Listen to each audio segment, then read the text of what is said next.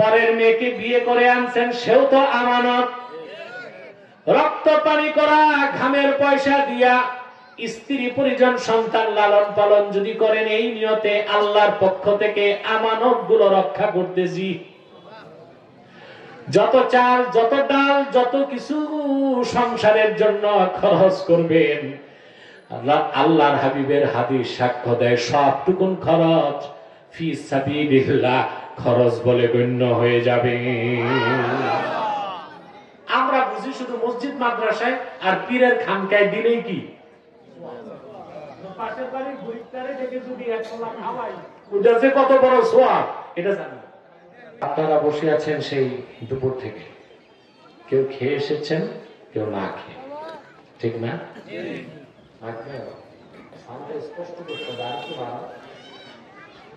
দূরে যে হরেন গুলো রিফ্লেক্স করে ওগুলো বন্ধ করে দাও দূরে। এখানে পর্যাপ্ত আওয়াজ দরকার, ইকো হবে না, ডবল হবে না আওয়াজ। পিছনে হরেনও আওয়াজ লাগবে, স্পিকারও আওয়াজ লাগবে। মাইক তো ভালো আছে, একটু সেটিংটা ঠিক করো।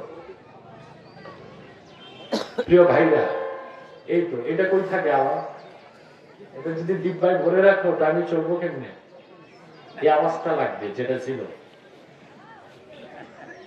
প্রিয় ভাইরা, আপনারা তো কেউ খেয়ে এসেছেন, কেউ না খেয়ে, ঠিক না? মুমিন মুসলমান যত না খেয়ে থাকে, ক্ষুধার যন্ত্রণা কষ্ট করে, তাদের স্পিরিচুয়াল পাওয়ার আল্লাহ তত বাড়ায় দেন, আত্মিক শক্তি বেড়ে যায়। এই জন্যই তো আল্লাহ আমাদের 1 মাস রোজা দিয়েছে, ঠিক না? অবশ্য আমরা বাঙালি রোজার দিন একটু বেশি খাই, ঠিক না? খাদ্য 2 প্রকার, আম্মা গিযাউন তাকুমু বিহিল আবদান। খাদ্য কয় প্রকার? গিযাউন তাকুমু বিহিল আবদান ওয়া গিযাউন তাকুমু বিহিল আরওয়াহ। এক প্রকার খাদ্য যা খেলে স্বাস্থ্য ঠিক থাকে, দেহটা সুঠাম হয়, না খেলে ক্ষুধা লাগে, দেরি করলে মানুষ মরে যায়।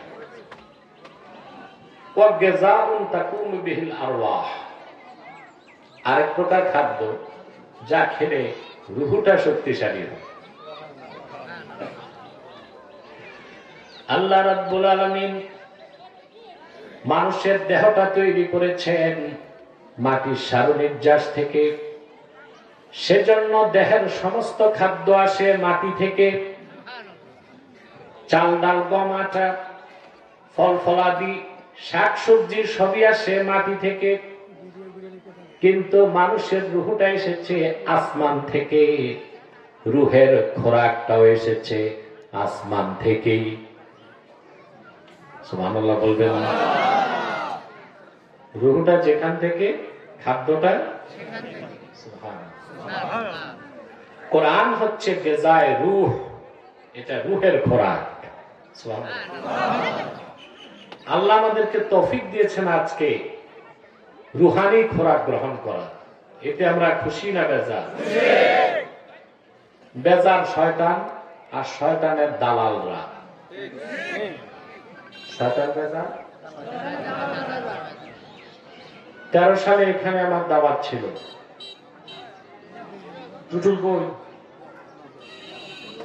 13 সালে দাওয়াত ছিল আমার, টুটুল বলেছে,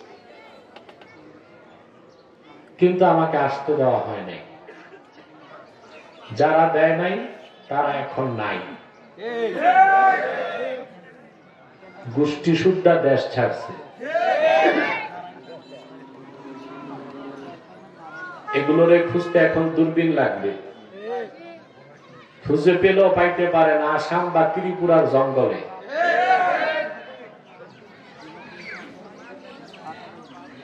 ওরা টের পায় নাই বাংলাদেশের মাটি ইসলামের ঘাঁটি। দেশ স্বাধীনের আগে বা পরে ইসলাম আর মুসলমান আর আলেম ওলামাকে চ্যালেঞ্জ করে কোন শক্তি ক্ষমতায় থাকতে পারে না।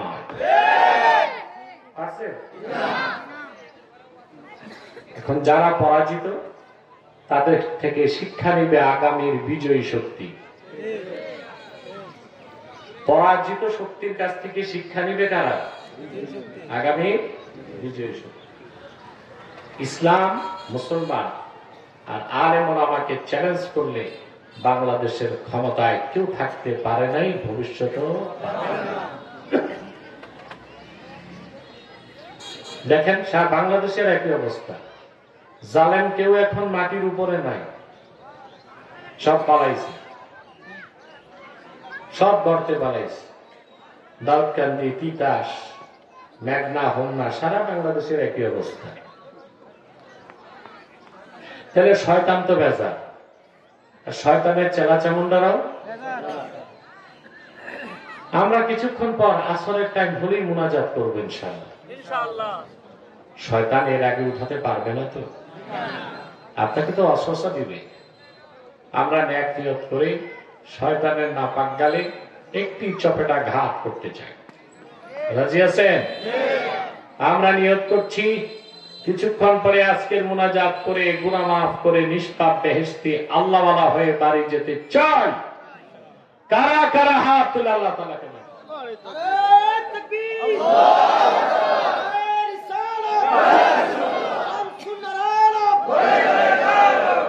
আল্লাহ কবুল করুন, আল্লাহ মঞ্জুর করুন, বলুন আল্লাহুম্মা আমিন। আপনারা যে এখানে আসছেন আপনাদের পরিচয় কি? মুমিন, মুসলিম, ঠিক না? আমরা প্রত্যেকেই দাবি করি আমরা মুমিন বা মুসলিম, কিন্তু আল্লাহর দেওয়া শর্তে আমরা কয়জন মুমিন সেটাই তো দেখার বিষয়, ঠিক না? আমরা কি আসলে খাঁটি মুমিন হতে পারলাম কিনা আমরা কি নিজে টের পাইতে পারি? কথা বলেন, পারি? জি পারি। আমরা যে আল্লাহ সুবহানাহু ওয়া তাআলা কোরআনের মানদণ্ডে খাঁটি মুমিন হলাম কিনা এর কিছু বৈশিষ্ট্য আছে, আল্লাহ তা সূরা আনফালে আলোচনা করেছে। আসুন আমরা তেলাওয়াতের মাধ্যমে আলোচনায় প্রবেশ করি। আমার সঙ্গে আপনারাও পড়বেন, যেন প্রতিটি বাক্যের, প্রতিটি শব্দের, প্রতিটি অক্ষরের নূরকে আল্লাহ তাআলা আমাদের সিনায় বিকশিত করে দেন। আউযু বিল্লাহি মিনাশ শাইতানির রাজীম। বিসমিল্লাহির রাহমানির রাহিম। ইন্নামাল মুমিনুনা আল্লাযীনা ইযা যুকিরাল্লাহু ওয়াজিলাত قلوبهم وإذا تليت عليهم آياته زادتهم إيمانا وعلى ربهم يتوكلون الذين يقيمون الصلاة ومما رزقناهم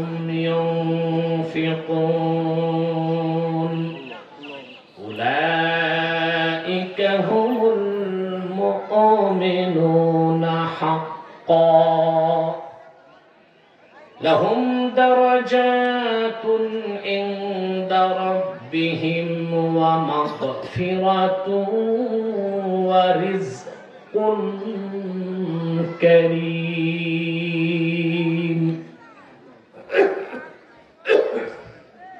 আল্লাহ তাআলা বলেন, ইন্নামাল মুমিনুনা আল্লাযীনা ইযা যুকিরাল্লাহু ওয়াজিলাত কুলুবুহুম।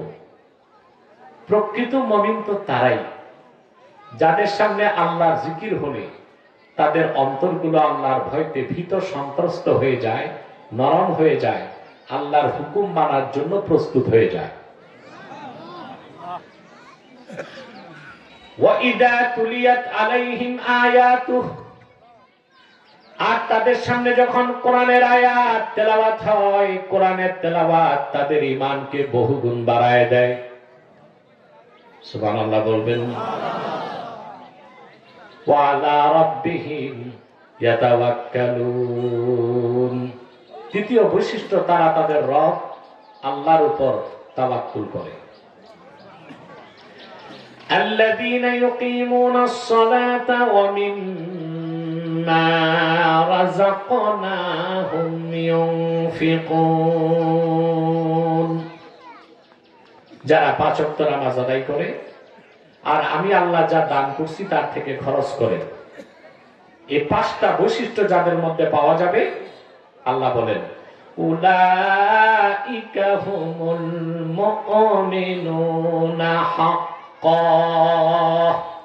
তারাই হচ্ছে আল্লাহর প্রকৃত মুমিন বান্দা। কথাটা সার্টিফাইড কে করেছেন? আমি বুঝলাম না, আমি কি কবরস্থানে না মাঠে? কেমনে বুঝবো? আরে ভাই, সারা শব্দ দেন। এই 5টা গুণ যাদের মধ্যে পাওয়া যাবে, নিঃসন্দেহে তারা নির্ভেজাল খাঁটি প্রকৃত মুমিন।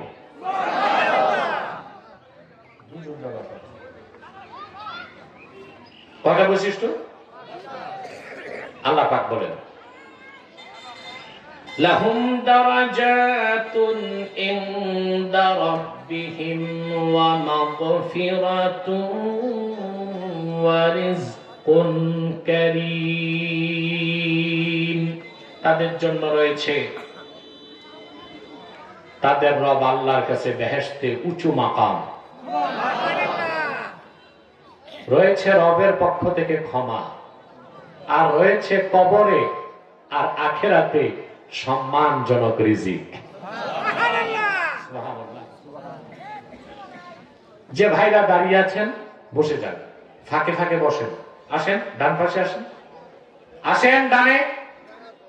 ওখানে না, ওখানে চাপাচাপি করে বসবেন কেন? ডান পাশে যান। ফাঁকা জায়গাগুলো পূরণ করে যদি বসতে পারেন, আল্লাহর রহমতের দৃষ্টি বর্ষিত হবে আপনাদের উপর। আমি কিন্তু ব্যাখ্যায় যাচ্ছি, মনোযোগ লাগবে।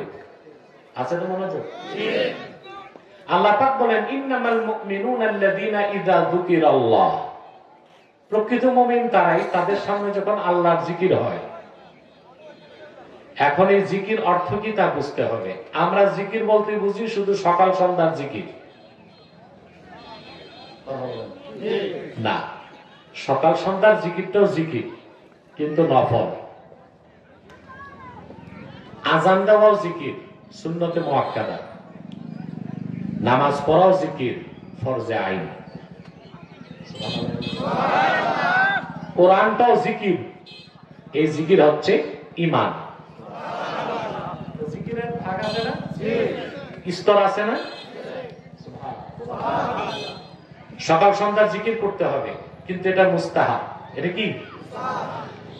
الذين يذكرون الله قياما وقعودا وعلى جنوبهم ويتفكرون في خلق السماوات والأرض। আল্লাহ রাব্বুল আলামিন বলেন, যারা প্রকৃত জ্ঞানী এবং ঈমানদার, তারা দাঁড়ানো অবস্থায়, বসা অবস্থায়, শোয়া অবস্থায় মহান আল্লাহর জিকির করে। আবার আল্লাহ কোরআন কারীমে তার হাবিবকে বলেছেন ওয়াজকুর ইসমা রাব্বিক। মুহাম্মদ সাল্লাল্লাহু আলাইহি সাল্লাম, আপনার রবের জিকির করুন, রবের নামের জিকির করুন। রবের জিকির না রবের নামের জিকির? এই জন্য আমরা সকাল সন্ধ্যা জিকির করি আল্লাহ আল্লাহ, ঠিক না? সুবহানাল্লাহ, আলহামদুলিল্লাহ। এসব মৌখিক জিকির, এসব হচ্ছে মুস্তাহাব, নফল।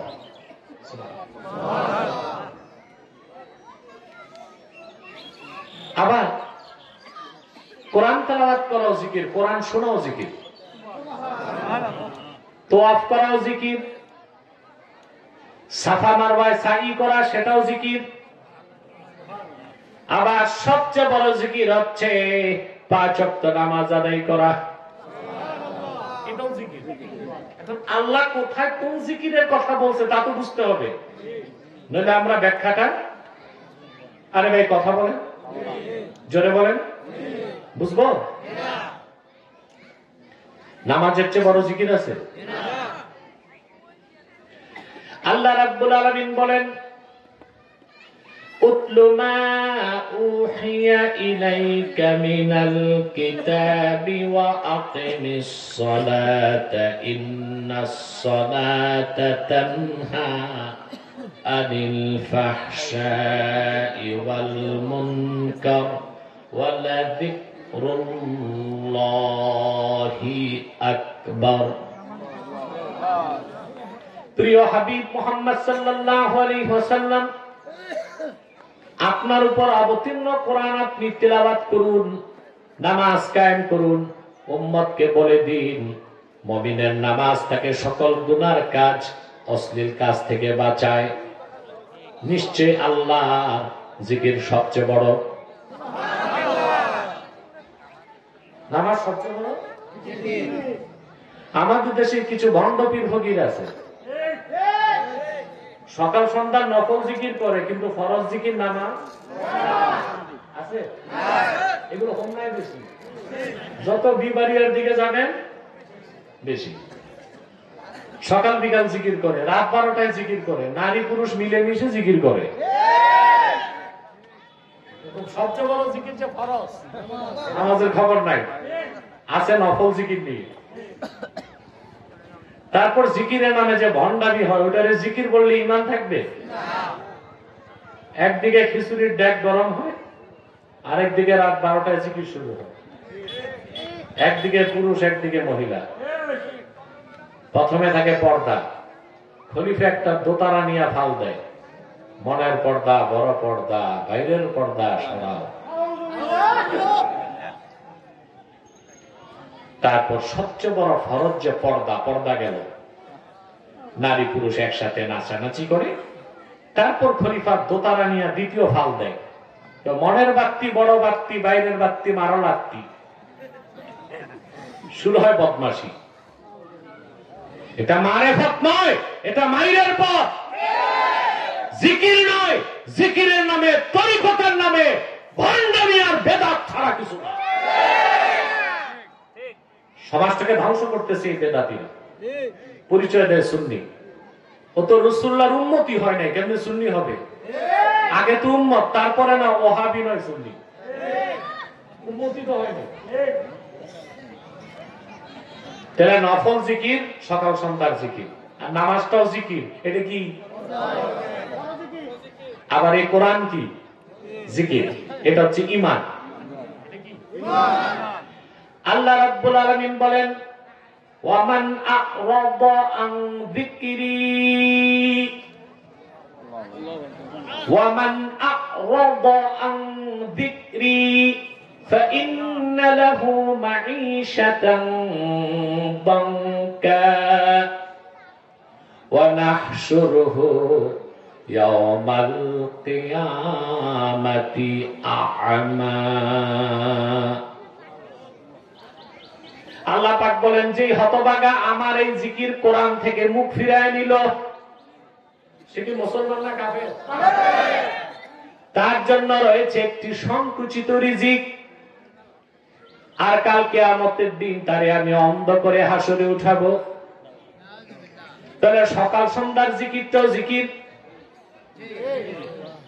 আজান দেওয়া, কোরআন তেলাওয়াত, ওয়াজ করা, ওয়াজ শোনা, তোয়াফ করা, সাই করা, নামাজ পড়া, সবটাই তো জিকির।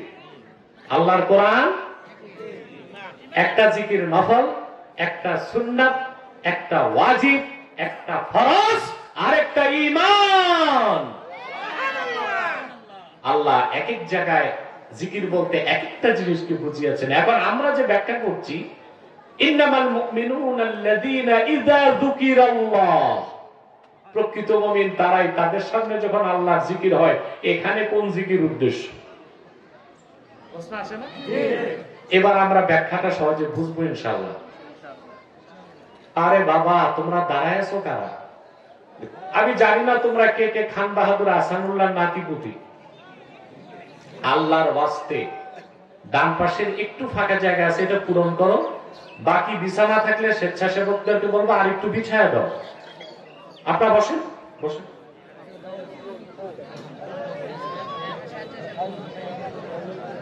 দামি কাপড় পরে আসছে তো, বসলে যদি ধুলা মাটি লাগে এই চিন্তা। হ্যাঁ, কোনো আওয়াজ হবে না। এরপর যে দাঁড়ায় আছে দাঁড়াই থাকা, আমাদের সমস্যা নাই। তার কষ্ট না লাগলে আমার কি। কথা বুঝতেছেন ভাই? এখানে কোন জিকির, যে জিকির হলে আল্লাহর ভয়তে মুমিনদের হৃদয় গলে যায়।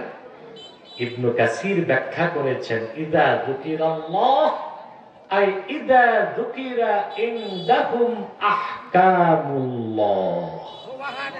এখানে জিকির মানে আল্লাহর বিধান, কানুনে ইলাহি, আহকামে শারঈয়া, শরীয়তের বিধিবিধান, আল্লাহর হুকুম, আল্লাহর আইন ও কানুন, কোরআন সুন্নাহর বিধান যখন খাঁটি মুমিনদের সামনে উচ্চারিত হয়, সেটাকে আল্লাহ জিকির বলেছেন।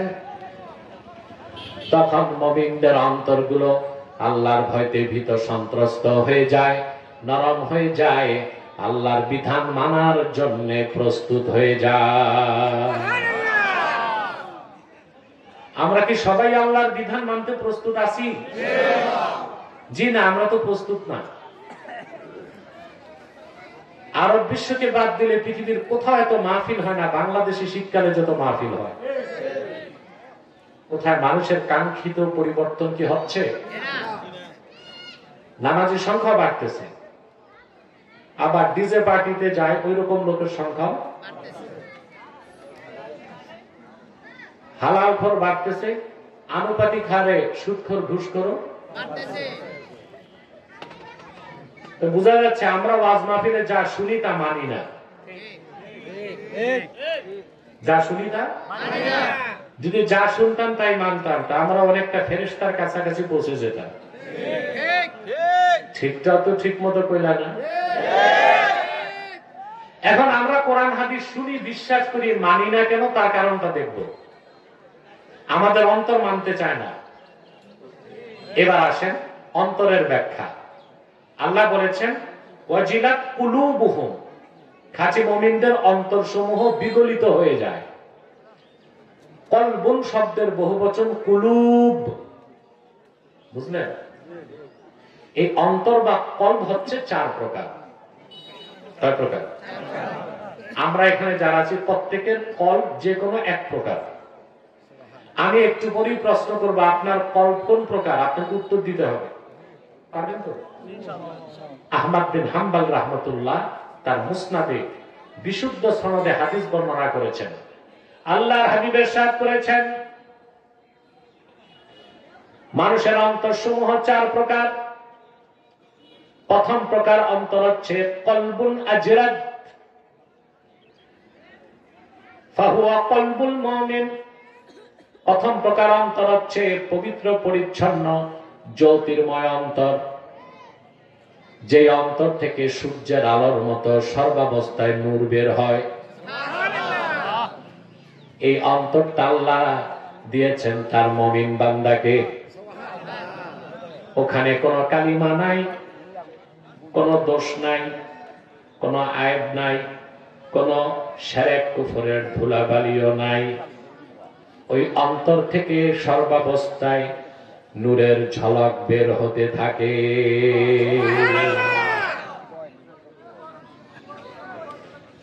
আপনারা দেখেন না আল্লাহওয়ালাদের চেহারা নূরানি হয়, আবার ইংরেজরাও তো অনেক ফর্সা হয়। ইংরেজদের ফর্সা আর আল্লাহওয়ালা নূরানি চেহারা এক। ইংরেজরা যতই ফর্সা হোক, ওটা সাদা কুত্তার মতো। আর মুমিনের চেহারা নূরানি যত, তত ফেরেশতার মতো। সুবহানাল্লাহ বলবেন। যার অন্তরে নূরের ঝলক যত বেশি, তার সিনা আর তার চেহারায় নূর তত বেশি।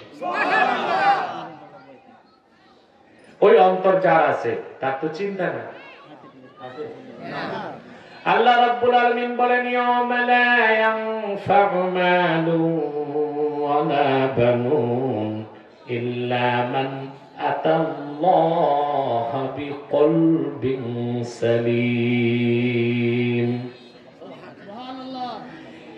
এই দুনিয়ায় বিত্ত বৈভব ঘর বাড়ি টাকা পয়সা ক্ষমতা যশ খ্যাতি সহ্য বীর্য কিছুই কাল কিয়ামতে কাজে আসবে না, বরং যে একটা পবিত্র নূরময় অন্তর নিয়ে আল্লাহর সামনে উপস্থিত হবে তার কোনো চিন্তা নাই। কলব কয় প্রকার? দ্বিতীয় প্রকার কলব হচ্ছে কলবুন মারবুতুন বিল গিলাফ, পর্দায় ঢাকা অন্তর, পুরাটাই কালো, সেরেকার কুফরের অন্ধকারে ভরপুর, বাইরে কালো পর্দা, ওই অন্তরে কোনোদিন হেদায়েতের নূর ঢুকবে না, আর ভিতরের অন্ধকার বের ফাহুয়া কলবুল কাফির। এটা হচ্ছে কাফিরের অন্তর। কথা বুঝতেছেন? এই অন্তরের কথাটা আল্লাহ তাআলা কোরআন কারীমে শুরুতেই বলে দিয়েছেন, খাতামাল্লাহু আলা কুলুবিহিম ওয়া আলা সামইহিম ওয়া আলা আবসারিহিম গিশাওয়া ওয়া লাহুম আযাবুন আযীম। কাফেরদের অন্তরসমূহ এবং কর্ণসমূহে আল্লাহ রাব্বুল আলামিন মোহর অঙ্কন করে দিয়েছেন। সেই অন্তর থেকে কোনোদিন অন্ধকার বের হবে না, আর ঈমানের নূর বাহির থেকে ভিতরে ঢুকবে না। তাদের দৃষ্টির সামনে আল্লাহ টেনে দিয়েছেন পর্দা। আল্লাহ বলেন তাদের জন্য রয়েছে কঠিন শাস্তি। সাইয়্যিদিনা আব্দুল্লাহ ইবনে আব্বাস রাদিয়াল্লাহু তাআলা আনহুমা, ওনার থেকে আয়াতের তাফসীর বর্ণিত হয়েছে। তানবীরুল মিকবাস মিন তাফসীর ইবনে আব্বাস, তিনি বলেছেন আল্লাহর হাবিবের নূরের জামানায় আবু জাহেল সহ 25 জন কাফেরের ব্যাপারে আল্লাহ এই আয়াতটা নাযিল করেছেন। তাদের অন্তরগুলোতে কানসমূহে আল্লাহ সিল মেরে দিয়েছিলেন। আল্লাহর কথা কতটাই না মহাসত্য, ওই 25 জন কাফেরের একজন মৃত্যু পর্যন্ত ঈমান আনতে পারে নাই। সব কাফের অবস্থায় মুসলিম। আল্লাহর কথা তো চিরকাল সত্য থাকবে। ওরা যদি ঈমান যে কোনো 25 জনের একজনও এনে ফেলতো, তাহলে আল্লাহর কথায় সন্দেহ আসতো না? ওই 25 জনের একজনও ঈমান আনতে পারে নাই। ওই 25 জনের একজন ছিল আবু জেহেল। সেজন্য সে সব চোখে দেখছে রাসূলুল্লাহ চাঁদকে 2 টুকরা করছেন, তারপর ঈমান আনল। অন্তরে কি ছিল? ওই 25 কাফেরের ব্যাপারে আয়াতটা নাযিল হয়েছে খাসভাবে, বাকি কাফেরদের ব্যাপারে আম হুকুম। কি হুকুম? আম। কথা বুঝতেছেন? কয় প্রকার কলবের কথা শুনলেন? 3 নাম্বার, ও বাচ্চারা হইছে করো না, ওদেরকে বসায় দেন। আর স্বেচ্ছাসেবক, তোমরা যদি জোরে কথা বলো তাহলে তো আমার লাভের চেয়ে ক্ষতি বেশি। স্বেচ্ছাসেবক, তোমরা কথা বলো না, এশারায় কাজ করো। কথা শুনতেছেন? বুঝতেছেন? মনোযোগ আছে? 3 নাম্বার কলব হচ্ছে কলবুন মানকুস, আরাফা সুম্মা নাকাসা ফাহুয়া কলবুল মুনাফিক। 3 নাম্বার কলব হচ্ছে মুনাফিকের কলব। এই কলব হচ্ছে যে ঈমানকে চিনছে কিন্তু গ্রহণ করে নাই। ঈমানকে চিনছে, 4 নাম্বার হচ্ছে কলবুন মুসাফফাহ ফাফিহি ঈমানু ওয়া নিফাক। চতুর্থ প্রকার কলব হচ্ছে অসুস্থ অন্তর, যেই কলবে ঈমানও আছে আবার একটু মুনাফিকিও আছে। এই রকম অন্তর যাদের, তারা ওয়াজের মাহফিলেও দৌড়ায়, আবার যাত্রা পার্টি, ডিজে পার্টি, বাউলদের গানেও দৌড়ায়। তাদের কাছে নামাজও ভালো লাগে, আবার জুয়া খেলতে ভালো লাগে। এই ধরনের লোক সমাজে আছে। নামের আগে হাজি, নামের পরে গাজী, 5 ওয়াক্ত নামাজি, সমানে সুদও খায়, ঘুষও খায়, মিথ্যা মামলা দিয়া ভাতিজার সাথে 50 বছর মামলা লড়ে। বিচার আচারে গেলে 2 দিক থেকেই আছে।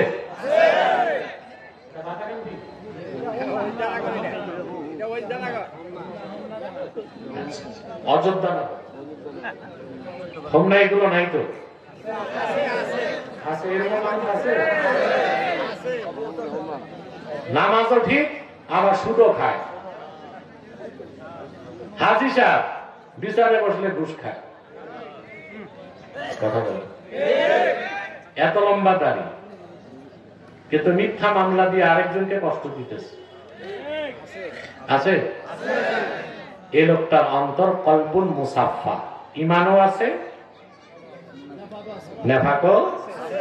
এবার যদি আল্লাহর ভয় তাকে সত্য করে বলেন, আমাদের অধিক সংখ্যক বাঙালি মুসলমানের অন্তর কোন প্রকার? এই 4 নাম্বারটা।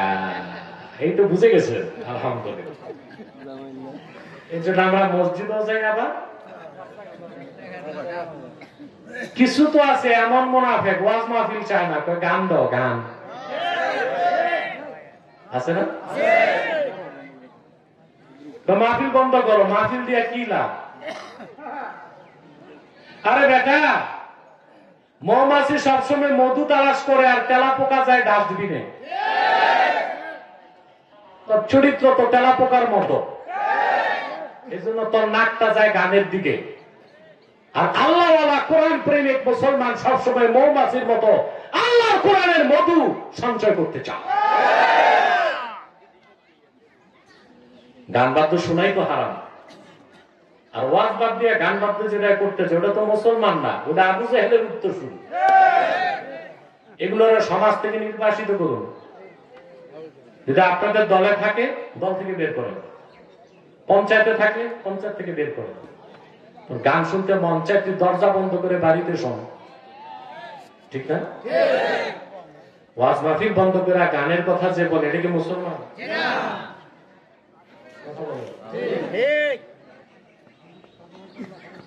মনে রাখবেন, শরীয়তে, মারেফতে, তরিকতে, হাকিকতে 4 নিয়মে গান হারাম।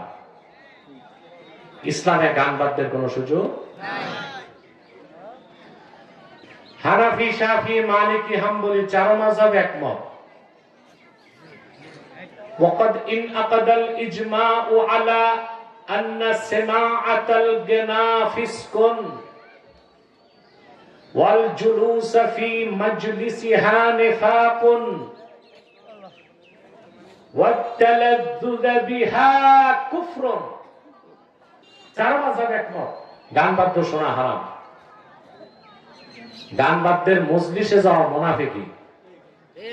গান বাদ্য শুনে স্বাদ উপভোগ করে তাকে বৈধ মনে করা কুফরি। যে গান বাদ্য হালাল বলবে সে কাফের। তার বউয়ের সাথে তার তালাক, সম্পর্ক হবে জানা, বাচ্চা হবে 100% হারামজাদা। আরে ভাই, কেউ যদি মদ পান করে সে কি কাফের হবে? কিন্তু কেউ যদি মদ পান না করে হালাল মনে করে, গান বাদ্য হারাম। তুমি শোনো, এটা তোমার ব্যক্তিগত বিষয়, কিন্তু এটারে হালাল বা বৈধ মনে করলে তুমি কাফের। হারামকে হারাম জানতে হবে, জানতে হবে, হালাল মনে করার সুযোগ নাই। কথা বুঝেন? আমি এক জায়গায় গেলাম, আমার প্রশ্ন করছে, হুজুর খাজা মঈনুদ্দিন চিশতি নাকি গান গাইতেন। আমি বলছি, এটা কোন কিতাবে আছে? আমি বললাম, আমি তো আরেকটা জিনিস শুনছি, খাজা বাবার ফতোয়া, যে গান বাদ্য হালাল বলে তারে ধরে মাথা চাষো, তালুর মাঝখানে সুপারি রেখা কাঠের খরম দিয়ে 10টা বাড়ি দাও। এটা কোন কিতাবে আছে? খাজা বাবা গান গাইছে, এটা যে কিতাবে আছে। তোমার দলিল দেখো, একই কিতাবে আমারও দলিল আছে, তোমারটাও নাই আমারটাও নাই, মামলা ডিসমিস, গান হারাম। বুঝেন না? তাহলে অন্তর কয় প্রকার? চতুর্থ প্রকার কলব হচ্ছে কলবুন মুসাফফা, ফাফিহি ঈমানু ওয়া নিফাক। এইরকম অন্তরে ঈমানও থাকে, কিছুটা মুনাফিকির বিমার থাকে। কি থাকে? মুনাফিকির বিমার, অসুখ অসুস্থ। ফামাসালুল ঈমানি ফিহি কামাসালিল বাকালাতি ইয়ামুদ্দুহাল মাউত তাইয়্যিব। এইরকম অন্তরে যে ঈমান, সেটার উদাহরণ হচ্ছে সবুজ শাকসবজির মতো। সবুজ শাকসবজি যেমন পানি পেলেই বেড়ে যায়, ওই রকম অন্তর যার নেক আমল করলেই তার ঈমান বেড়ে যায়। ওয়া মাসালুন নিফাকি ফিহি কাল কুরহাতি ইয়ামুদ্দুহাল কাইহু। আর এইরকম অন্তরে যে মুনাফিকির রোগ আছে, সেটার উদাহরণ হচ্ছে ঘায়ের মতো। পুজ কিংবা দূষিত রক্ত লাগলে ঘা বেড়ে যায়, অর্থাৎ এইরকম অন্তরের ধারক যে ব্যক্তি, সে গুনার কাজ করলে মুনাফিকি বেড়ে যায়। এইরকম অন্তরের লোক যখন নেক আমল বাড়ায় দিবে, এক সময় মুনাফিকি চলে যাবে। কুতিবা ফি দেওয়ানিল মুমিনিন, আল্লাহ তার নামটা মুমিনের খাতায় তুলে দিবেন। আর যদি সে নেক আমল থেকে দূরে সরে, তার অন্তরের রোগটা বাড়তে বাড়তে পুরো অন্তরটা পচে যাবে। কুতিবা ফি দেওয়ানিল মুনাফিকিন, তখন তার নামটা মুনাফিকের খাতায় উঠে যাবে। কথা বলেন। তাহলে কি বুঝলাম আমরা? অন্তর কয় প্রকার? এত ওয়াজ শুনি কাজে লাগে না কেন? জবাব দিচ্ছি। কথা বলেন। এত ওয়াজ শুনি কাজে লাগে না কেন? এই যে বলেন না এত ওয়াজ হয়, সমস্যা তো। অন্তর কয় প্রকার? প্রথম প্রকার অন্তর যার, মুমিনের কলব, জীবিত, সুস্থ, জ্যোতির্ময়। আর 2 নাম্বার আর 3 নাম্বার প্রকার কলব হচ্ছে মৃত, অন্ধকার। এটা কোনো ট্রিটমেন্ট, ওষুধ, মরে গেছে, মুর্দা। চতুর্থ প্রকার অন্তর যার, ওইটা জিন্দা তবে অসুস্থ। এটাকে ট্রিটমেন্টে রাখলে অন্তর পবিত্র হয়ে প্রথম প্রকার অন্তর হয়ে যাবে। এখন আমাদের কোন প্রকার অন্তর? আরে ভাই কথা কম। রোগের কথা বললাম, ওষুধ লাগবে না? বলে দিব। আমাদের যার যার এই অন্তর আছে, 5টা ওষুধ যদি নিতে পারি, এই অন্তর সুস্থ পবিত্র হয়ে কলবুন আজরাব, মুমিনের অন্তরের মতো হয়ে যাবে, যেখানে শুধুই পবিত্রতা, পরিচ্ছন্নতা আর নূরের জ্যোতি। তখন কোরআনের বিধান শুনলেই মেনে নিব, হাদিসের বিধান মেনে নিব। আল্লাহর জিকির মানি, আল্লাহর বিধান যখন উচ্চারিত হবে, ওই বিনয়ী অন্তর আল্লাহর হুকুম মানার জন্য বিগলিত হয়ে যাবে।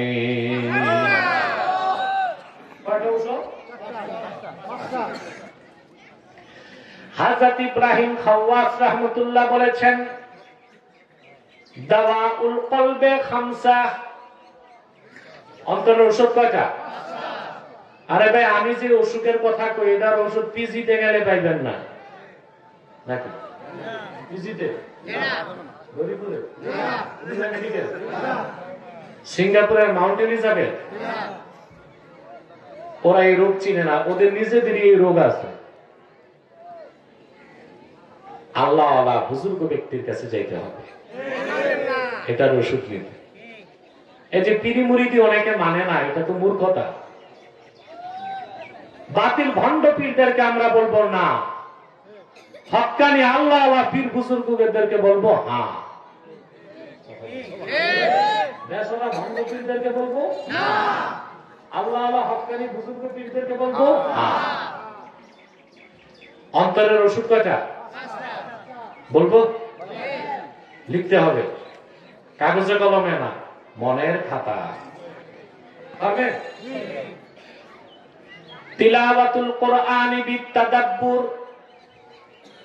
বুঝে বুঝে চিন্তা গবেষণা করে আল্লাহর কোরআন তেলাওয়াত করা। সমস্যা তো এতদিন কোরআন পড়ছেন, বুঝেন নাই, মাদ্রাসায় যান নাই, এখন কি করবেন?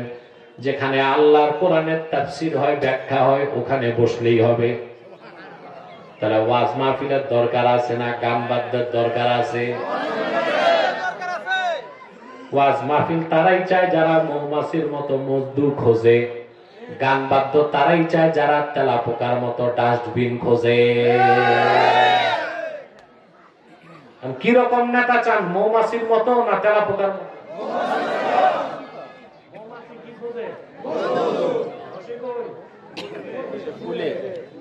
আর তেলাপোকা দৌড়ায় কই? ডাস্টবিনে। তা আমাদের সমাজে তেলাপোকার মতো কিছু আছে না? নেতা হইতে চায়, বেটা এত সহজ। হোমনার মাটি তো সুন্নিদের ঘাঁটি, কুমিল্লার মাটি ইমানদারদের ঘাঁটি, সারা বাংলাদেশ মুসলমানের ঘাঁটি। আগেই বলছি, পরাজিত শক্তি থেকে বিজয় শক্তিকে শিক্ষা নিতে হবে। ইসলাম মুসলমানকে চ্যালেঞ্জ করলে কারো ক্ষমতা বাংলাদেশে টিকবে না। যারা বাড়াবাড়ি করছে এখন শুধু কান্না করে, কানতে কানতে আর চোখে পানি নাই। এবার কানতে হলে মিক্স লাগাইতে হবে। ওনাদের আবার এই অভ্যাসও আছে। আমি যে কি বুঝাইতে চাইছি বুঝছেন মনে হয়। কান্না না আসলে রুমালে কি নিত? Vicks, Vicks. আল্লাহ করিম। কয়টা ঔষধ?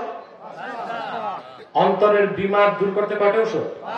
প্রথম হচ্ছে চিন্তা ভাবনা করে কোরআন তেলাওয়াত। 2 নাম্বার হচ্ছে খালাউল বাতন, পানাহার কম করে অধিক সময় পেট খালি রাখা।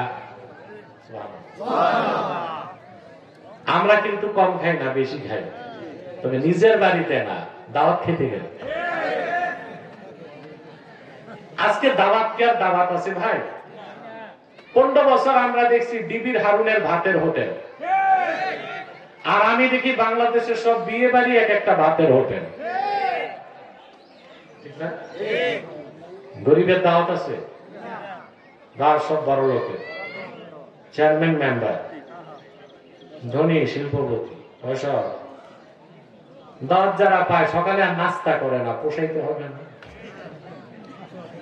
প্রত্যেক বিয়ে বাড়িতে একটা টেবিল আছে, এর মানে দিয়ে যান, খেয়ে যান। দোষ শুধু হারুনের ছিল ভাতের হোটেল দিয়া, না আপনারাও ভাতের হোটেল দেন? কেনা বেচে না? যেটা যায় এটা খায় জন্মের খাওয়া। শুনছিলাম এক রাক্ষস, মানে ছোচা, বন্ধু জিজ্ঞেস করছি কি কি খাইবি? আজকে তো শরীর ভালো না, তেমন চালাইতে পারি না। তুই কি চালাইছে? বেশি না, 10টা রোস্ট, 8টা ব্রোস্ট, 12টা কবাব, 6 প্লেট পোলাও, 3 প্লেট জর্দা, 10 গ্লাস বোরহানি। আজকে শরীরটা ভালো না। এই যদি হয় অসুস্থ সময় ডেলিভারি, সুস্থ থাকলে তো আস্ত দেখ চাবায় খাবে। যত কম খাবেন অন্তর তত রোগমুক্ত থাকবে। এই জন্য আল্লাহ তাআলা রোজা দিচ্ছেন না 1 মাস। কথা বলেন। আমরা বাঙালি কিন্তু রোজায় বেশি খাই। কথা বলেন। সুন্নাত কি রোজা? আহা, আমরা জানি না। খেজুর আর পানি দিয়ে ইফতার করা, যদি পারেন একটু দুধ রাখবেন, এই তো। আর আমাদের সারাদিন খাই না, যখন চালু হয় ইফতার, 12 পদের নিচে ইফতার হয় না। বাঙালি মনে করে বুট, পেঁয়াজ আর বেগুনি না থাকলে ইফতারি হয় না। এর জন্য তো যে বেগুনের দাম এখন 10 টাকা, এটা রমজান হবে 70 টাকা। কারণ সবাই বেগুনি খায়, ঠিক না? আপনাদেরকে আমি বুদ্ধি দিই, পেঁপে আছে না, পেঁপে দিয়া বানায় খাবেন, ওটার নাম হবে পেঁপেনি। বেগুনি হবে, ওটা স্বাস্থ্যকর। কি বলে বেগুনিতে অ্যালার্জি।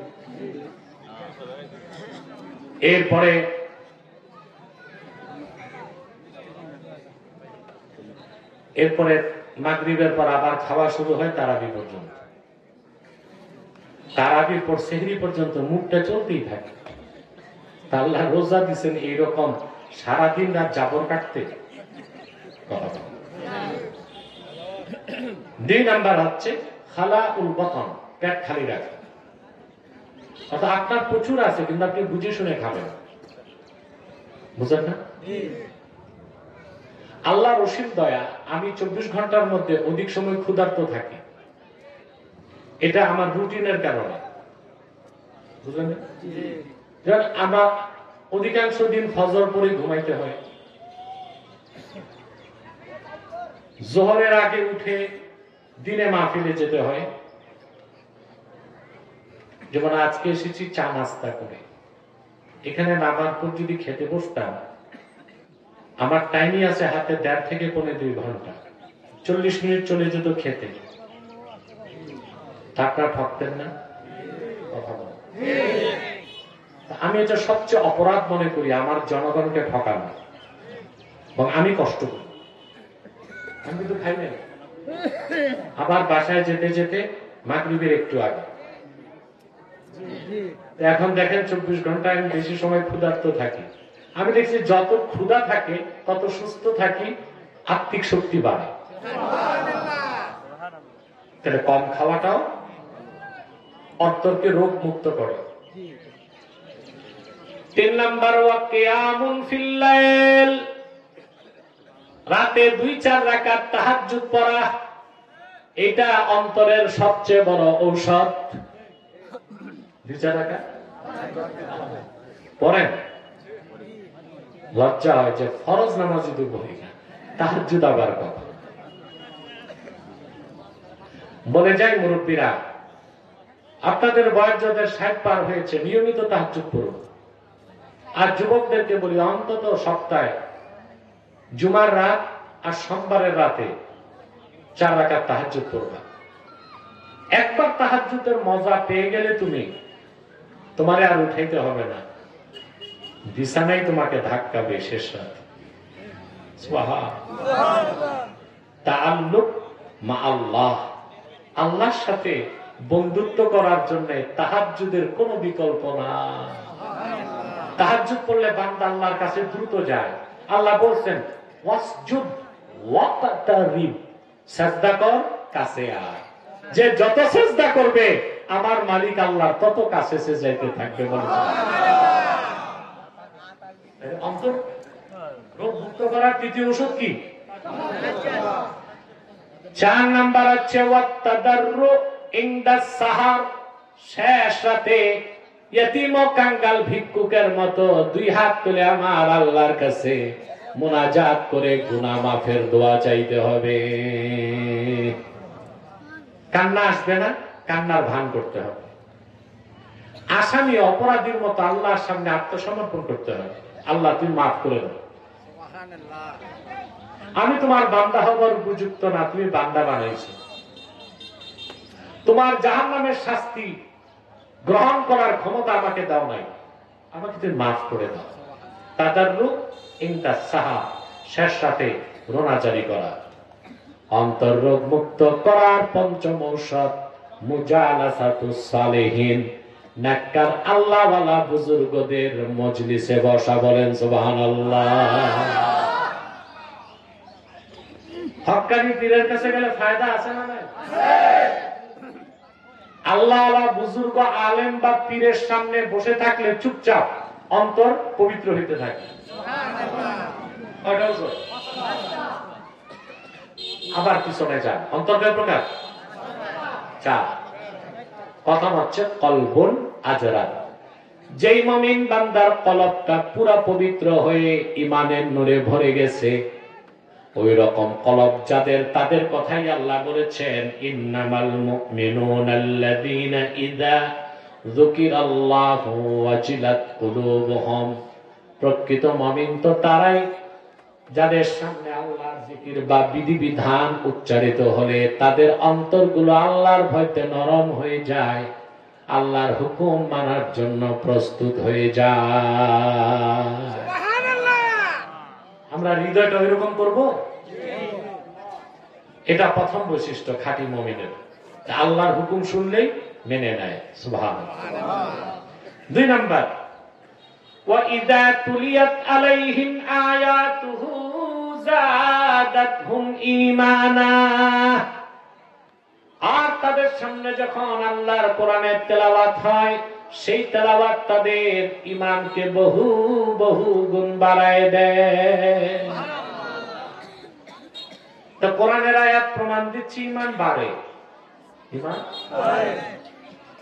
কুল্লু মা যাদা নাকাসা, প্রত্যেক সেই জিনিস যা বাড়ে সেটা আবার কমে। তাহলে বোঝা যায় ঈমান বাড়ে এবং কমে, ঈমান বাড়ে এবং কমে। কথা বলেন। এখন এখানে একটা বিষয় আছে, আমাদের আবু হানিফা রহমতুল্লাহ, নাম শুনছেন না? ইমাম আবু হানিফা কত বড় আলেম জানেন? আমাদের দেশে কিছু লামাজহাবি বের হয়েছে, দাবি করে আহলে হাদিস। আহলে হাদিস না, এগুলো আহলে হদস আছে না?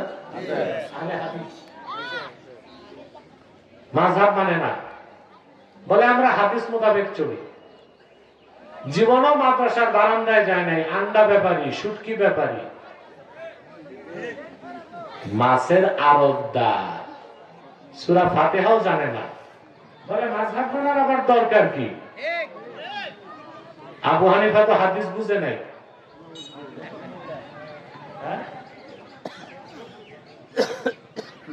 আল্লাহর পবিত্র সত্তার কসম, এই যে যাদের আহলে হাদিস বলেন সমাজে, এরা আহলে হাদিস না, এরা লামাযহাবী, বাতিল ফেরকা, আর এরাই 100% ওয়াহাবী। আপনার বাঙালি কিন্তু ওয়াহাবিয়া সুন্নি চিনেন না, ওয়াহাবী সুন্নি পাঁচ করলি লাগাইলে কয়টা ওয়াহাবী। আরেকজন এরকম কিছু করতে সত্য এটা বেদাতি। বেটা তুমি তো ওয়াহাবী সুন্নি বুঝলা না, টুপি দিয়া ওয়াহাবিয়া সুন্নি না আকীদা দিয়া? আপনি টুপি একটা পড়লে 5 করলি পড়েন, সমস্যা কি? 7 করলি পড়েন, একদম করলি না এটাও পড়েন। টুপি নিয়ে মারামারি করবা মিয়া, দেশ হারাইবা। দেশ না থাকলে কল্লাই থাকবে না, কল্লা না থাকলে টুপি বসাই থাকবে। কে ওয়াহাবী কে সুন্নি এটা আকীদার বিষয়। আবার আমাদের দেশে একটা ভুল ধারণা আছে, কওমি মাদ্রাসায় পড়লে কয় এটা ওয়াহাবী, আলিয়ায় পড়লে কয় সুন্নি। জি স্কুল কলেজে পড়ছে, এরে তো বলতে হয় না ইহাবি না উহাবি, না স্কুল না স্কুল। আমাদের বক্তাগুলো এই ফেতনা লাগায় রাখছে, কোন মাদ্রাসা শুনলেন কেন ওয়াহাবী। বেটা তোরে কে বলছে কওমি মাদ্রাসায় পড়লে ওয়াহাবী? সারা বাংলাদেশে লামাযহাবীদের 20 দাগ খুলতেছে তো কওমি আলেমরা, তোরা ওয়াহাবী হয় কেন? আমাদের আব্বাসী মঞ্জিলের প্রতিষ্ঠান দাওরায়ে হাদিস ইফতা, দারসে নিজামি, আলিয়ানা, শত শত সুন্নি আলেম তৈরি করে আমরা মাঠে নামাই দিছি। এখন কওমিতে পড়লেই ওয়াহাবী এমন কোন কথা নেই, আলিয়ায় পড়লেই সুন্নি এমন কোন কথা নাই। বাংলাদেশে যত লামাযহাবীদের আলেম আছে, যে শায়েখ লম্বা লম্বা ঘোমটা লাগা, এরা কেউ কওমি মাদ্রাসায় পড়ে নাই, সব আলিয়ার ছাত্র। তাহলে কে ওয়াহাবী কে সুন্নি এটা সম্পর্ক কওমির সাথে না, আলিয়ার সাথে না, স্কুল কলেজের সাথে না, আকীদার সাথে। ইবনু আব্দুল ওয়াহাব নজদীর আকীদা যারা বিশ্বাস করে তারাই ওয়াহাবী, আর 100% ওয়াহাবী হচ্ছে লামাযহাবীরা।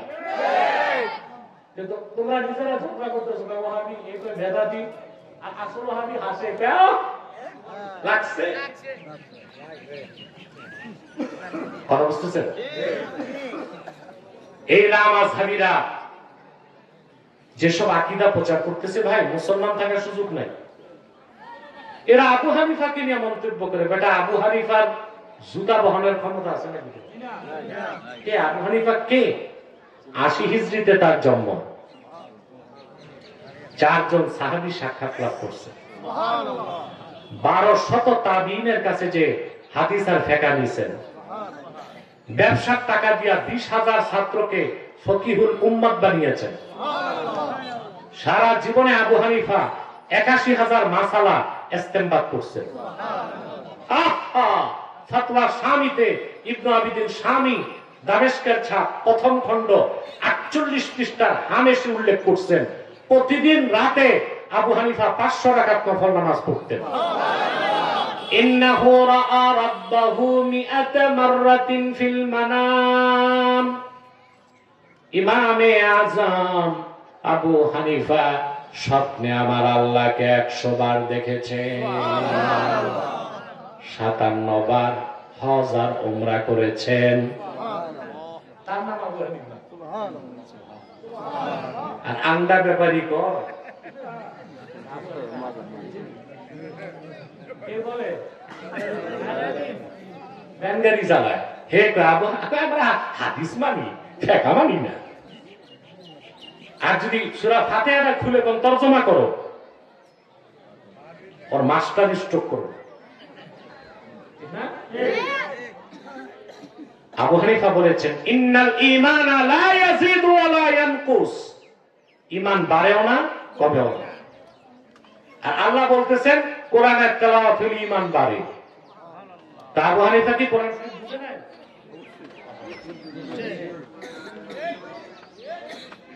শুধু ইমাম আবু হানিফা নয়, তিনি বলেছেন ঈমান বাড়েও না কমেও না। অপরদিকে ইমাম বুখারী, ইমাম মুসলিম, তিরমিজি, নাসাই, ইবনে মাজাহ, আবু দাউদ, ইমামে জুহরি, ইমামে আউজাই, আব্দুল্লাহ ইবনুল মুবারক, সুফিয়ান সাউরি, তারা সবাই বলেছেন ইন্নাল ঈমানা ইয়াজিদু ওয়া ইয়ানকুস। ঈমান বাড়ে এবং কমে। কোরআনের আয়াতও বলতেছে ঈমান বাড়ে। আবু হানিফা বলছে ঈমান বাড়েও না কমেও না। তাহলে আমরা সল্টু বল্টুরা বুঝলাম, আবু হানিফা কি কোরআনের এই আয়াত বুঝে নেই? ব্যাখ্যা কি? ব্যাখ্যা হচ্ছে ইন্নাল ঈমানা লা ইয়াজিদু ওয়া লা ইয়ানকুস। ঈমান বাড়ে না কমে না, তার অর্থ ইন্না আসলাল ঈমান লা ইয়াজিদু ওয়া লা ইয়ানকুস। ঈমানের যে মূল, যেটা সম্পর্ক অন্তরের সাথে, যাকে বলা হয় তাসদিক বিল জানান, যার আরেক নাম ইয়াকিন, তা বাড়েও না তা কমেও না। ওয়ালাকিন্না নূরাল ঈমান ইয়াজিদু বিত্তাআতি ওয়া ইয়ানকুসু বিল মাসিয়াতি। কিন্তু নেক আমল করলে ঈমানের নূরটা বাড়ে, গুনার কাজ করলে ঈমানের নূর কমে যায়। তাহলে দুই দলের কথাই ঠিক। ঈমান বাড়ে না কমে না, তার মানে মূল ঈমান বাড়েও না কমেও না। ঈমান বাড়ে কমে মানে ঈমানের নূর বাড়ে, ঈমানের নূর কমে। বান্দা যত নেক আমল করবে ঈমানের নূর বাড়বে, যত গুনার কাজ করবে ঈমানের নূর কমবে। এটা খুব সুন্দর ব্যাখ্যা করছেন শাহ ওলিউল্লাহ মুহাদ্দিস দেহলভী রাহমাতুল্লাহ। নাম শুনছেন না? জি। হুজ্জাতুল্লাহিল বালেগা। হুজ্জাতুল্লাহিল বালেগা। শাহ ওলিউল্লাহ মুহাদ্দিস দেহলভীর ব্যাখ্যাটা আমি আপনাদেরকে আমার ভাষায় বলি। আপনারা হারিকেন দেখছেন? কথা বলেন। হারিকেন কি বলেন আপনারা? আর একটু যারা শুদ্ধ হেরিকেন বলে। আমি আবার বেশি শুদ্ধ কই না, গ্রামগঞ্জে মানুষ তো বুঝবে না, মনে করবে হুজুর ফার্সি বলতেছে।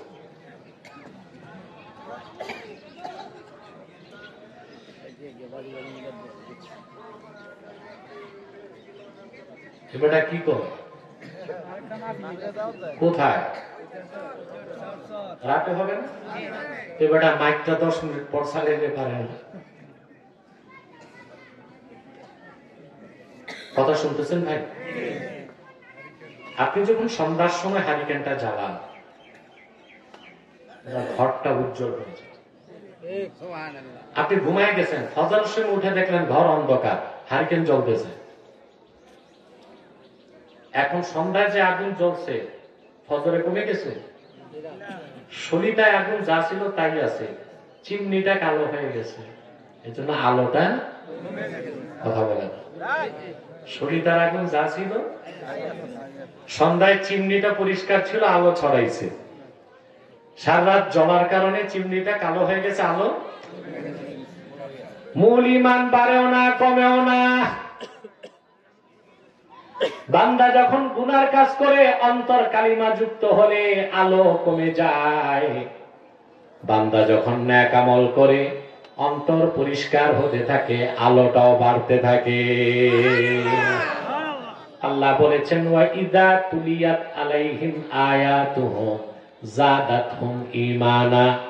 খাঁটি মুমিনদের সামনে যখন কোরআনের তেলাওয়াত হয়, তাদের অন্তরগুলো আল্লাহর ভয়তে বিনয়ী হয়ে যায়, আর তাদের অন্তরে ঈমানের নূর বেড়ে যায়।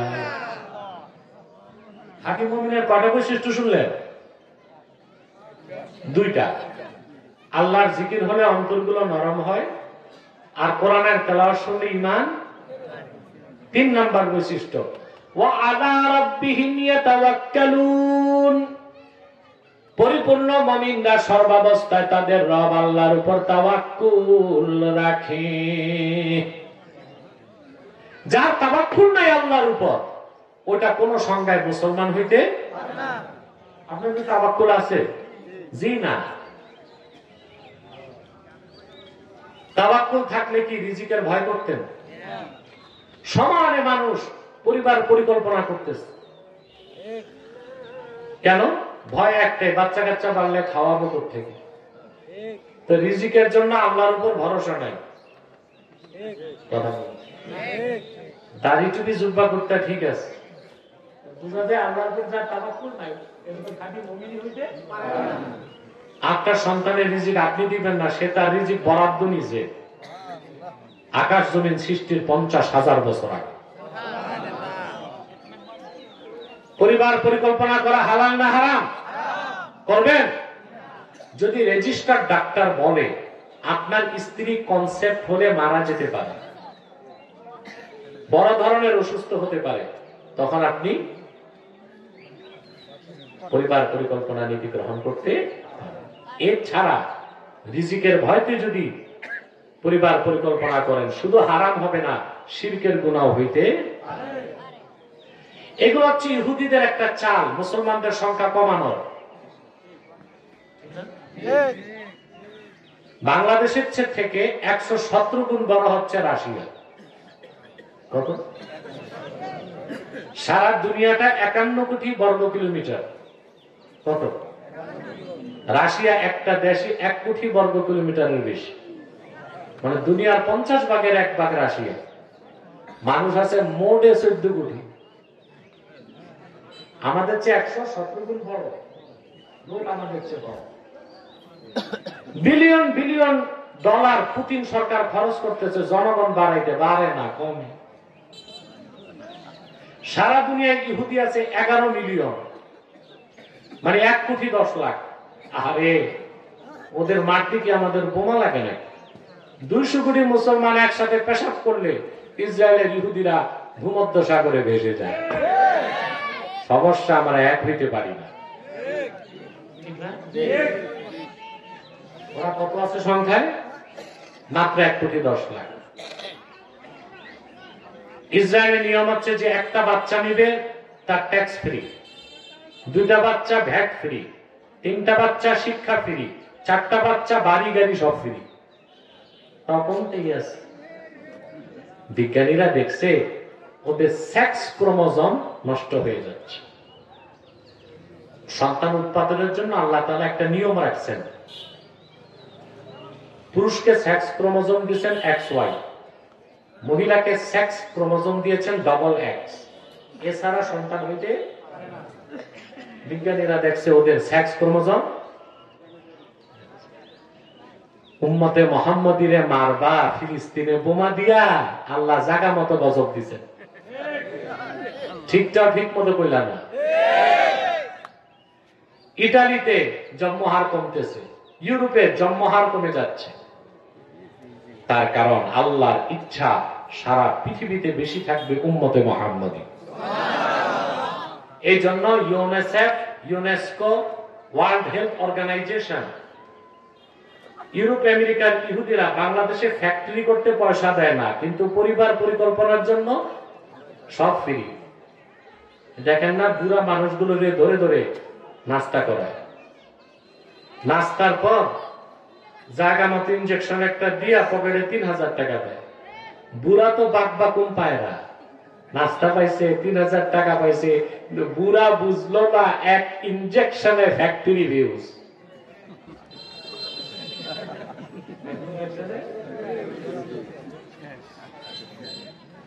আল্লাহর উপর যার ভরসা আছে সে কখনো সন্তান নিতে ভয় পেতে পারে না। খাঁটি মুমিন ভরসা রাখবে কার উপর? রিজিকের জন্য, মৃত্যুর জন্য, সুখের জন্য, দুঃখের জন্য। আল্লাহ রাব্বুল আলামিন বলেন, কুল লা ইউসিবানা ইল্লা মা কাতাবাল্লাহু লানা ওয়া হুয়া মাওলানা ওয়া আলাল্লাহি ফালইয়াতাওয়াক্কালিল মুমিনুন। আল্লাহ বলেন, প্রিয় হাবিব মুহাম্মদ সাল্লাল্লাহু আলাইহি ওয়াসাল্লাম, আপনি বলে দেন আল্লাহ তাআলা তকদিরে যা লিখে রাখছেন তার বাইরে কোন সুখ কিংবা দুঃখ তোমার কাছে আসতে পারে না। সুবহানাল্লাহ, সুবহানাল্লাহ। তিনি তো আমাদের অভিভাবক। যারা মুমিন তারা অবশ্যই আল্লাহর উপর তাওয়াক্কুল রাখে। তাওয়াক্কুল রাখবেন? কথা বলে না। 1 ঘন্টা হয়ে গেছে আমি আপনাদের নিয়ে বসে আছি, 1 ঘন্টা 15 মিনিট, আরো কিছু সময় থাকবে। কষ্ট হবে না তো? ধৈর্য আছে তো?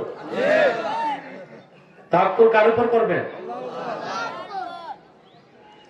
যার ঈমান যত মজবুত তার তাওয়াক্কুলের দরজা তত উপরে।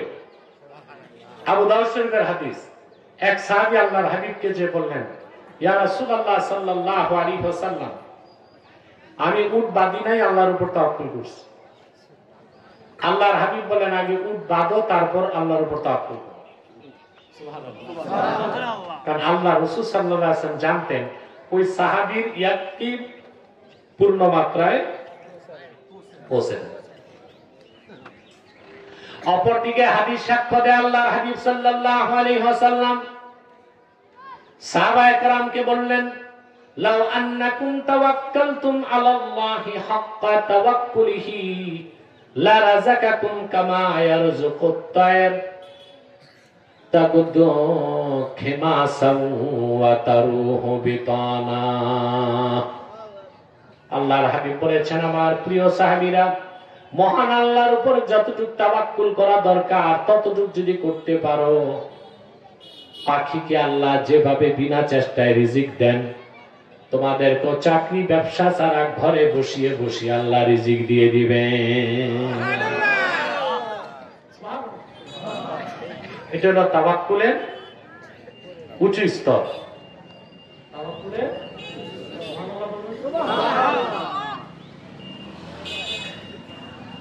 পাখির কথা হাদিসে কেন আসলো? কামা ইয়ারযুকুত তায়র, আল্লাহ যেভাবে পাখিকে রিজিক দেন, পাখির কথা আসলো কেন? একটা বাঘ শিকার পেরে কিছুটা খায়, কিছুটা রাখে, রিজিক কিছুটা। একটা পিপিলিকা, পিঁপড়া, তারা 6 মাসের খাবার গোডাউনে রাখে। একমাত্র পাখি হচ্ছে এমন সৃষ্টি যে রিজিকের জন্য সকালে একটা বিকালে চিন্তা করে না, বিকালে একটা সকালে চিন্তা করে না, পুরাপুরি আল্লাহর উপর ভরসা করে। আমি একটা উদাহরণ দিচ্ছি আপনাদেরকে। বাংলাদেশে এখন শীত না? পৃথিবীর মেরু অঞ্চলে, বিশেষ করে রাশিয়ার সাইবেরিয়া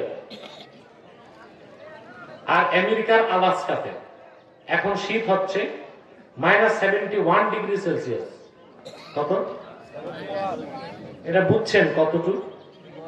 4 ডিগ্রি সেলসিয়াসে পানি বরফ হয়, 3 ডিগ্রিতে আরো বরফ, 2 ডিগ্রিতে আরো, 1 ডিগ্রিতে আরো, তারপর -1, মানে বরফেরও বরফ। ওখানে ঠান্ডা হচ্ছে -71 ডিগ্রি। এই শীতে কি খাবার দাবার থাকে কিছু? কথা বলেন। গাছপালা পশু পাখি সব তো বড়, ওখান থেকে বড় বড় পাখিগুলো চলে এসেছে বাংলাদেশে। বাংলাদেশে আবার বরিশাল যায় নাই, দিনাজপুর যায় নাই, এসেছে সুনামগঞ্জে, কিশোরগঞ্জে আর রাজশাহীর চলন বিলে। আমার প্রশ্ন, এই ক্ষুদ্র পাখিগুলোর কাছে কোন রাডার নাই, জিপিআরএস নাই, ম্যাপ নাই। বাংলাদেশে মিঠা পানির মাছ আছে, শীত কম আছে, এখানে রিজিক আছে। ওদেরকে কি বাংলাদেশ আবহাওয়া অফিস ফোন করছিল নাকি? 11,000 মাইল দূর থেকে উড়ে উড়ে চলে আসছে, মাছ খাইতেছে বাংলাদেশের মিঠা পানির মাছ। 2-1 মাস খাওয়ার পর যখন টের পাবে শীত কমছে দেশে, আবার ফ্লাই করবে। আরে মিয়া শুনেন না, তুফানে প্লেন ক্রাশ হয়েছে, কথা বলেন। এয়ারপোর্টে গেছেন দুলাভাইকে আনতে, শুনছেন সন্ধ্যা 7টায় ফ্লাইট নামবে, আসছে পরের দিন সকাল 7টায়। কেন? তো কুয়াশা ছিল, প্লেন উঠে নেই।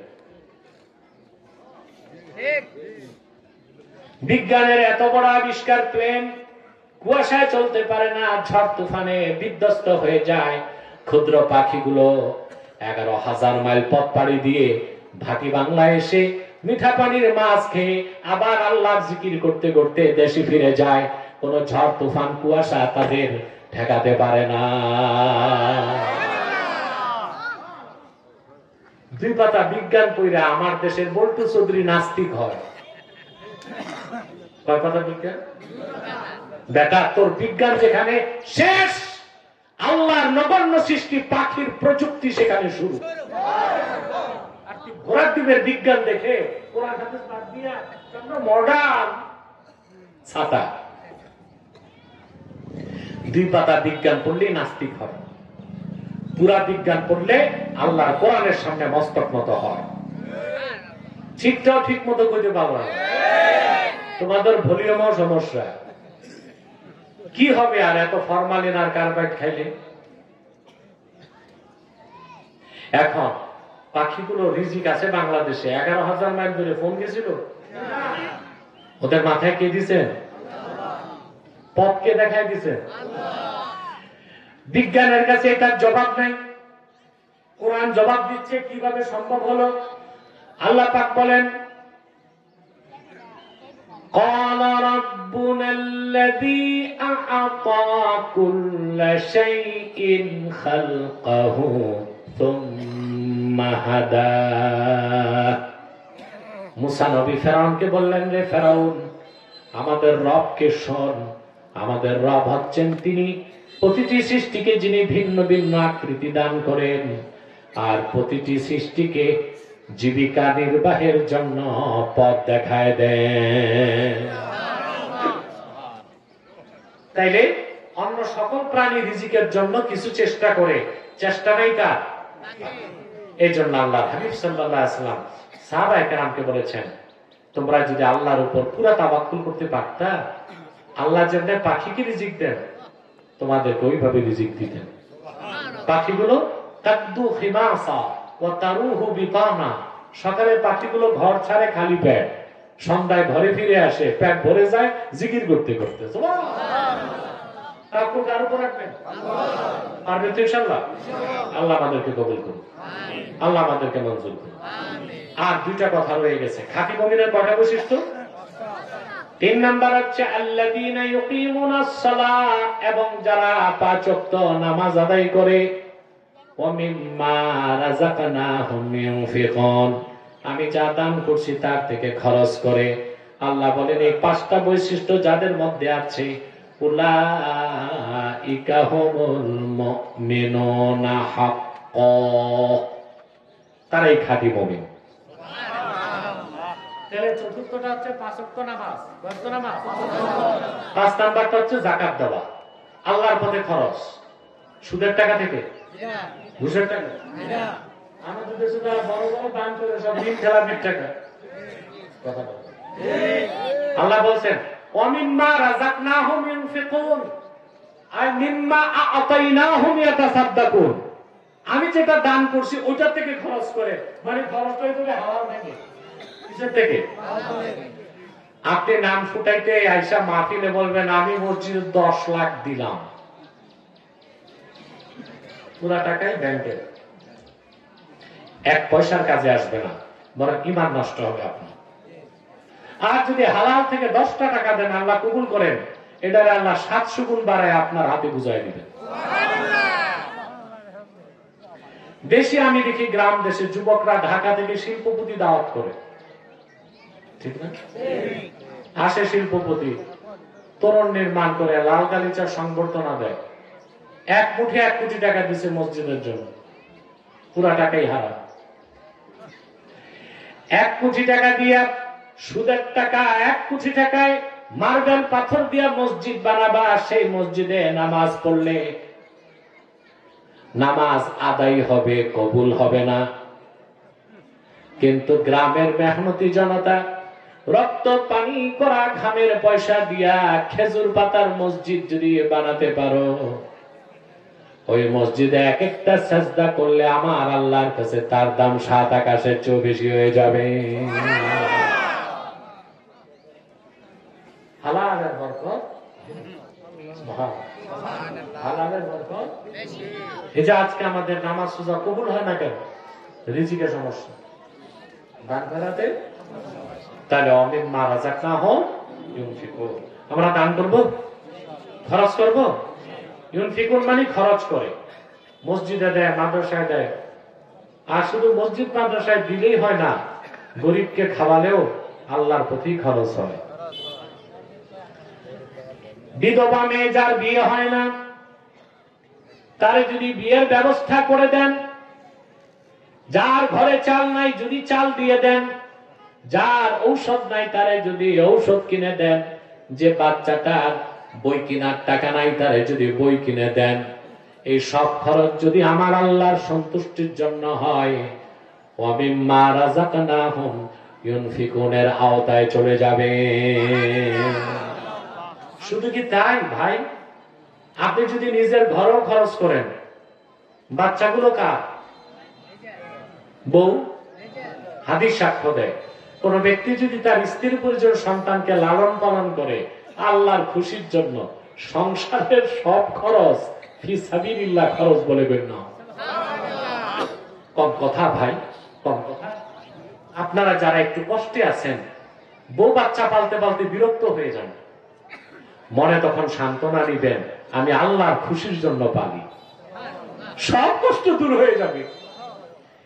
আপনার সন্তানগুলো তো আল্লাহর পক্ষ থেকে আমানত, পরের মেয়েকে বিয়ে করে আনছেন, সেও তো আমানত। রক্ত পানি করা ঘামের পয়সা দিয়া স্ত্রী পরিজন সন্তান লালন পালন যদি করেন এই নিয়তে, আল্লাহর পক্ষ থেকে আমানত গুলো রক্ষা করতেছি। যত চাল, যত ডাল, যত কিছু সংসারের জন্য খরচ করবেন, আল্লাহর হাবিবের হাদিস সাক্ষ্য দেয়, সবটুকুন খরচ ফি সাবিলিল্লাহ খরচ বলে গণ্য হয়ে যাবে। আমরা বুঝি শুধু মসজিদ মাদ্রাসায় আর পীরের খানকায় দিলেই কি, পাশের বাড়ির গরিবটারে দেখে যদি 1 লাখ খাওয়াই, ওটা যে কত বড় সওয়াব এটা জানি না। হ্যাঁ, জিজ্ঞেস করার টাইমও নাই, সময় নাই। শুধু তাই নয়, আপনি যদি ভালোবেসে আপনার স্ত্রীর মুখে খাদ্যের লোকমা তুলে দেন, ওখানেও সওয়াব আছে। বুখারী শরীফ কিতাবুল ঈমানের হাদিস।